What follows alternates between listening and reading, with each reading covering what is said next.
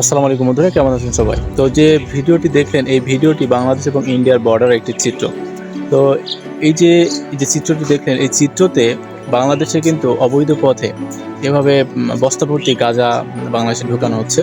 তো এই যে নেশাদ্রব্যের যে বাংলাদেশের পথে পাচার হচ্ছে এবং এই নেশাদ্রব্যগুলোই বাংলাদেশে এসে কিন্তু সাধারণ যুবকদের বা তরুণদের হাতে পড়বে এবং তারা কিন্তু আস্তে আস্তে ধ্বংসের শেষ প্রান্তে পৌঁছাবে।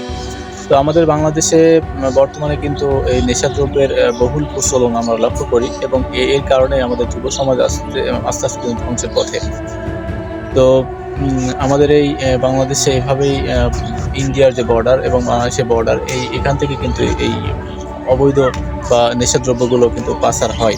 তো এটা কিন্তু সর্বোপরি বাংলাদেশে আসে। তো এখানে যে দৃশ্যটি দেখছেন, এই দৃশ্যটির মাধ্যমে কিন্তু বোঝা যায় যে বাংলাদেশে কি পরিমাণে এইসব নেশাদ্রব্য আসে।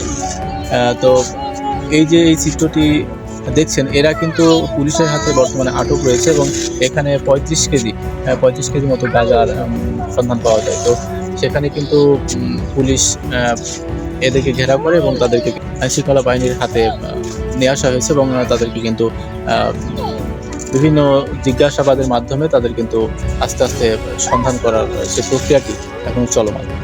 তো বিস্তারিত এখনো না জানতে পারলেও যতটুকু জানতে পেরেছি ততটুকু আপনাদের দেখালাম এবং শোনালাম এবং অবশ্যই আমাদের সবাইকে সচেতন হতে হবে। বাংলাদেশের মানুষ যারা আছি আমরা সবাইকে সচেতন হতে হবে যেন আমাদের যুব সমাজকে এইসব নেশাদ্রব্য থেকে রক্ষা করা যায় এবং আমাদের বাংলাদেশকে রক্ষা করা যায়।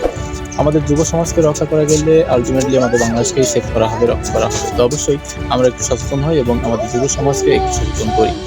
তো ভালো থাকবেন সবাই। দেখা হবে কথা নেক্সট ভিডিওতে। আপনি আমার চ্যানেল নতুন হলে অবশ্যই চ্যানেলটি সাবস্ক্রাইব করবেন। ধন্যবাদ।